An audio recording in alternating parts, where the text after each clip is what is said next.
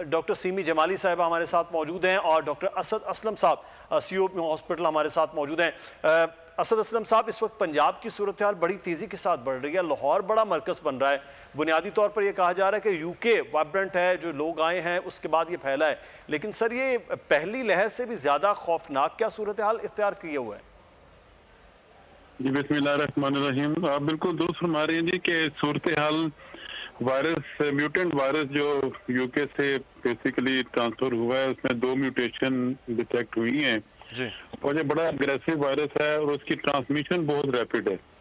हमने पहली वेव देखी, दूसरी वेव देखी, उसमें इतनी ट्रांसमिशन इतने रैपिड और इतना अग्रेसिव ये वायरस नहीं था कि दिनों में मरीज को बायोलेटरल निमोनिया में मुबतला कर और 2-3 दिन में घर रहने के बाद वो इस हालत में हो जाता है ICU में दाखिल करने के अलावा हमारे पास कोई हल नहीं होता। तो असद असलम साहब, इस वक्त पहले ये भी सुना गया कि लाहौर में और बाकी पंजाब के कुछ डिवीजन डिस्ट्रिक्ट्स में सूरत हाल इतनी खतरनाक होगी कि जैसे पहले हम कह रहे थे कि हॉस्पिटल्स में जगह नहीं है, क्या वाकई सर यही सूरत हाल है? देखें, ये बात दुरुस्त नहीं है कि हॉस्पिटल में जगह नहीं है। इस वक्त लाहौर में कोई दो घंटे पहले की फिगर बता रहा हूँ, 52 वेंटिलेटर अभी हमारे पास मौजूद हैं कि खुदा न खास्ता कोई ऐसी सूरत हाल आती है तो हम पेशेंट को दाखिल कर सकते हैं। हम किसी को रिफ्यूज नहीं कर रहे और हर दिन गुजरने के साथ मजीद कैपेसिटी बढ़ती जा रही है क्योंकि हमने हर चीज को स्टैंड बाय रखा हुआ है कि इतने पेशेंट हो गए तो हमने इतनी वार्ड और तैयार कर लेनी है और उस हिसाब से हम अपने स्ट्रेटेजी के हिसाब से मुनासिब तरीके से आगे बढ़ रहे हैं। सही। डॉक्टर साहब हमारे साथ रहिए। डॉक्टर सीमी जमाली साहब हमारे साथ हैं। डॉक्टर साहब, इस वक्त कराची की सूरत हाल कदर मुख्तलिफ है, यहाँ पर वो उस तरह से लॉकडाउन भी नहीं है और हॉस्पिटल्स के हवाले से भी कहा जा रहा है कि मामला कदर बेहतर हैं हमारे पास पेशेंट के एतबार से। जी अल्हम्दुलिल्लाह, कराची में और सिंध में ओवरऑल ही सिचुएशन काफी बेहतर है और अल्लाह करे कि बेहतर ही रहे बिकॉज जो मेरा ख्याल में हमारे पास जो सेकंड वेव थी काफी हाई किस्म की वेव आई थी and there was a great surge के मरीजों की।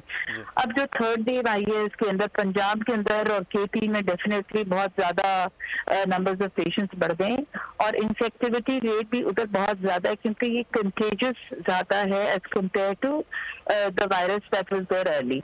अब ये वायरसेस हम सबको पता है और इनकी विरुलेंस जो है और वायरल लोड ज्यादा होता है मरीजों के अंदर, इसलिए भी कंटेजियस भी हो जाते हैं और ये रैपिडली बड़ी जल्दी स्प्रेड करते हैं। और दूसरा ये कि इनकी इन्फेक्शन भी इतने हाई ऐसा होता है कि बहुत पेशेंट्स जो हैं बहुत जल्दी से बहुत बीमार हो जाते हैं।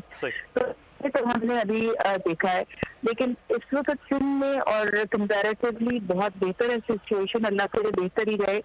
और लॉकडाउन के और SOPs के जो फॉर्मेट है वो कल होम डिपार्टमेंट ने सिंध ने और जो सबको मालूम है, लेकिन मैं एक बात समझती हूँ कि जो हमारे लोगों को समझ नहीं आती वो ये है कि SOPs को फॉलो करें, देखें अपनी जान बचाने के लिए और दूसरों की जान की हिफाजत करने के लिए SOPs ही एक चीज है जो काम आएगी।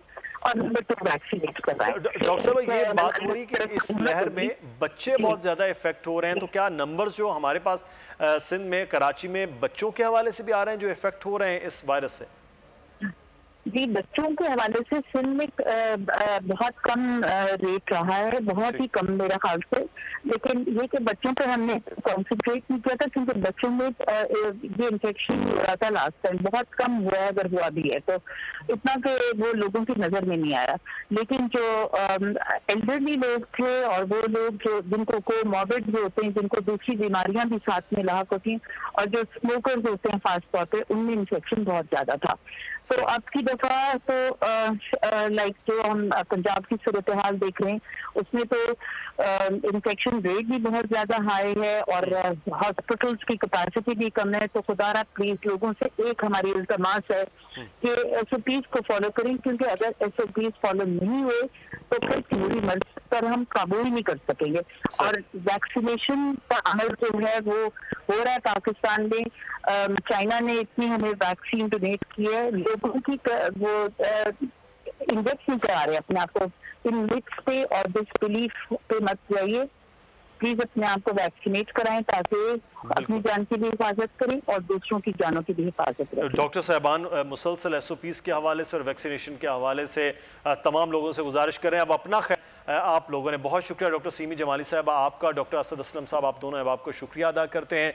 अपना ख्याल रखिए क्योंकि अगर आप महफूज होंगे तो आपके इर्द गिर्द के लोग महफूज होंगे। सब्सक्राइब करें और बेल दबाएं ताकि कोई खबर रह न जाए।